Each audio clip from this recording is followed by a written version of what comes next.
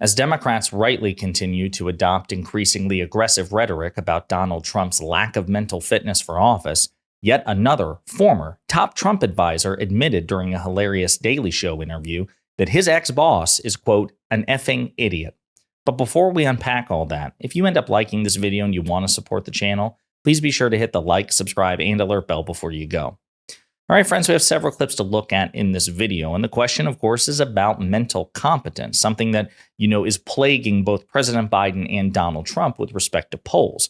But the mainstream media is hyper-fixating on Biden and ignoring the fact that those same polls say a majority of Americans have serious doubts about Donald Trump's mental fitness. And unlike Biden, we actually have a long list of former top Trump advisors, people who knew and worked for Donald Trump in a very intimate political capacity, saying that the guy doesn't have the mental fitness to be president, including John Bolton, former national security advisor for Donald Trump. What is Trump's? Vladimir Putin understands it.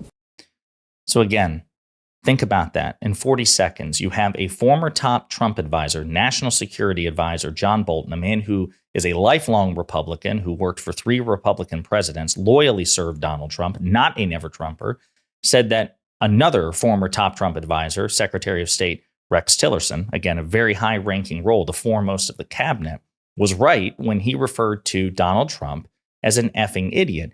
And Trump is also a useful idiot for authoritarians whom he reveres and admires, like Vladimir Putin. Folks, that is a dangerous and unique combination. And again, something that President Biden doesn't have to experience. He doesn't revere authoritarian leaders, and you don't have, former Biden officials, Biden cabinet members, Biden national security advisors, things like that, saying that the guy is mentally unfit to be president. There's no question about that. Compared to Donald Trump. On substance, it seems pretty evident that Donald Trump is less mentally fit than Joe Biden.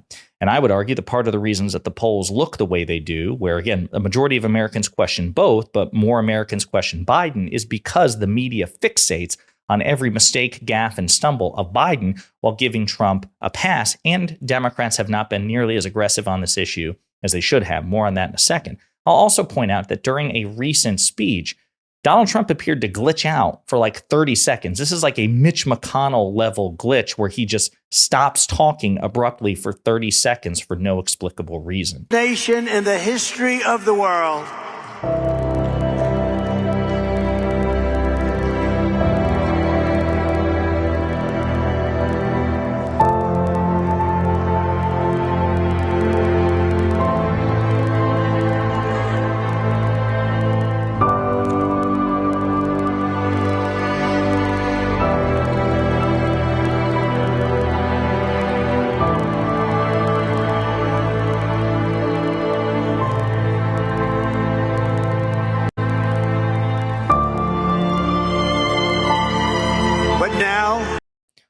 Imagine if that were Joe Biden. Imagine if that were President Biden. You wouldn't be hearing about it nonstop from just right-wing media. You'd be hearing about it nonstop from the New York Times, CNN, Associated Press, Reuters, the so-called liberal mainstream media. That's because there's this false equivalence created.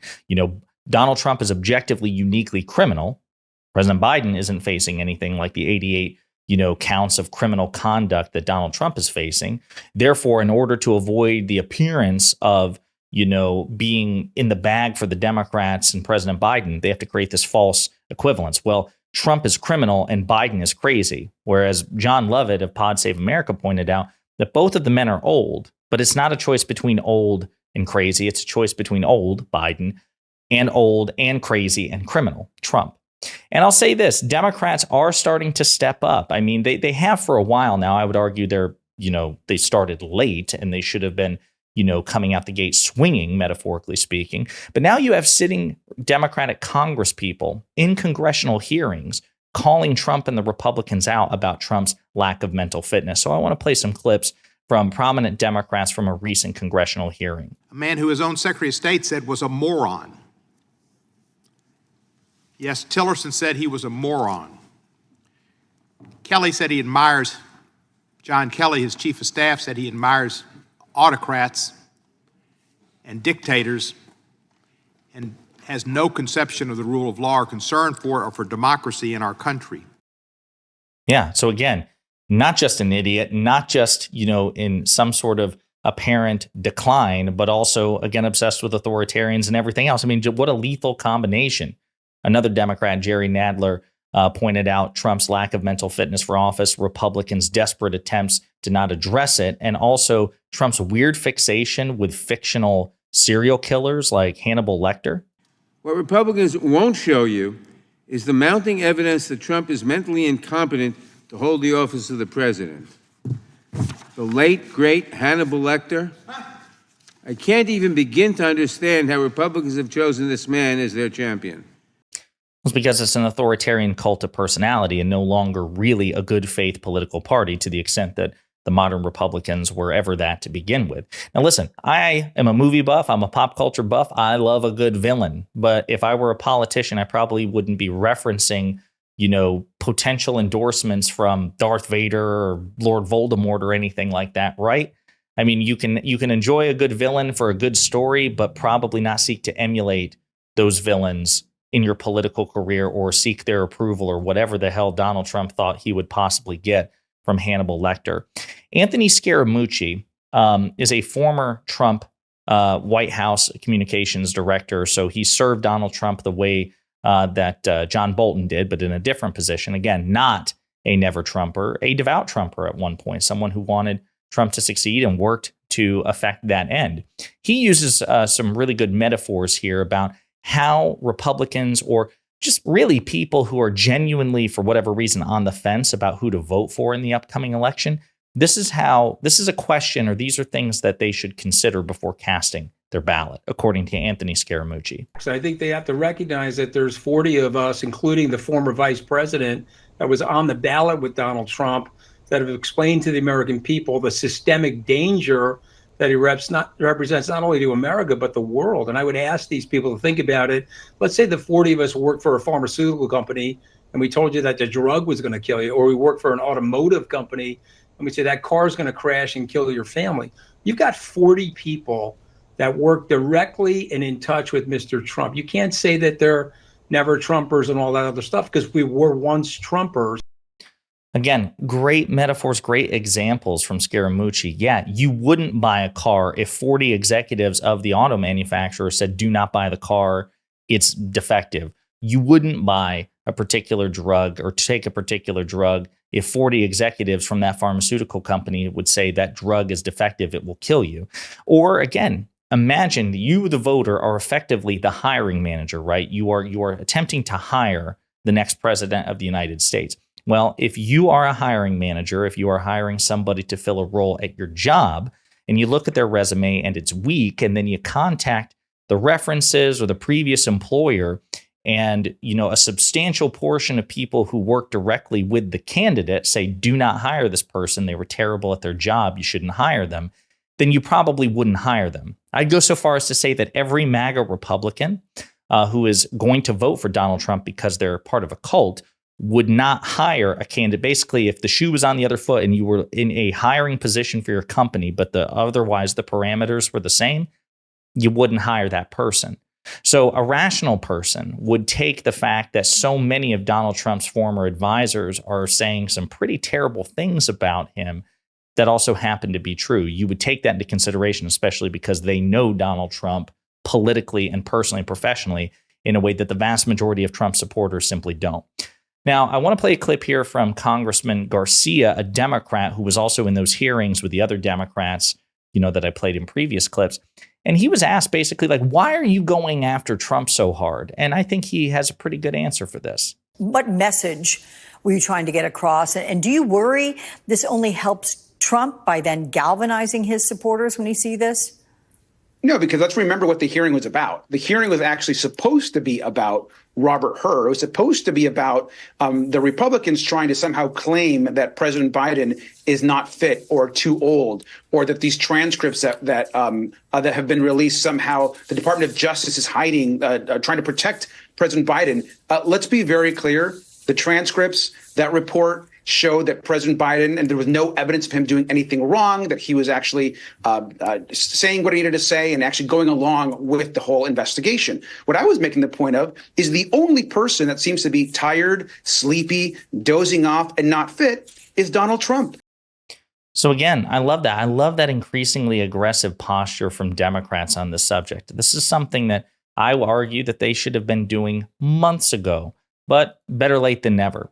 The Republican Accountability Project actually has this testimony from a former Trump voter who says that all of these reasons, and again, the fact that so many former Trump officials like John Bolton and Anthony Scaramucci, the fact that they're coming out and saying that Trump's mentally unfit seems to have persuaded, or at least in part helped persuade, this former Trump voter from voting for Trump in the next election. But I would rather have a rational, older gentleman with very smart people around him than a complete lunatic with additional lunatics around him back in the White House. Hello, my name is Mark from Connecticut. I voted for Trump in 2016 because I couldn't see myself voting for Hillary Clinton. If you don't trust me or you don't trust the media, trust the people that worked with him.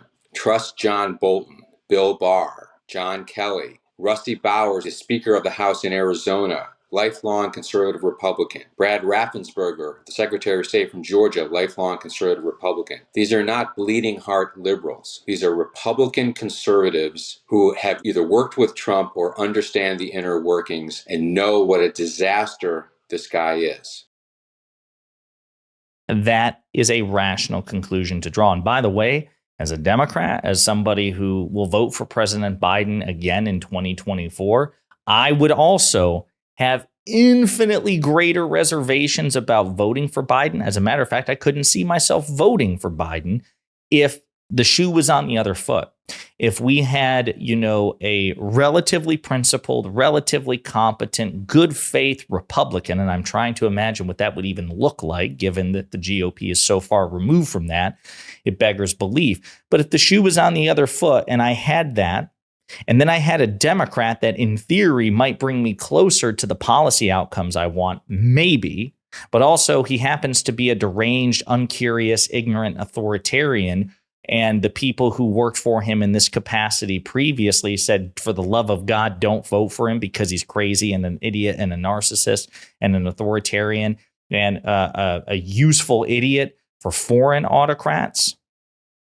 Then I probably wouldn't vote for that person. But that's because I'm not in a cult, just like I imagine you probably aren't either. Folks, again, I think this is one of the best arguments to make against voting for Trump. Now, is it persuasive? Maybe, maybe not. Again, because the GOP is more of a religion than anything else. I don't know if it will work. It seems to work with some people, but I do think it's important to continue to stress it with your loved ones, people who plan to vote for Trump. I think this is something that you should ask them. What does it say that so many major Trump officials will not endorse, including former Vice President Mike Pence, will not endorse the guy for a second term? What does that say about him? And maybe even this one. If the shoe was on the other foot, loved one, and there were Democrats, so many major prominent Democrats who worked for President Biden saying the same thing about Biden that Republicans who worked for Trump are saying about Trump, what would you advise me to do? And then maybe you should take your own advice for Trump. Food for thought. Let me know what you think in the comments.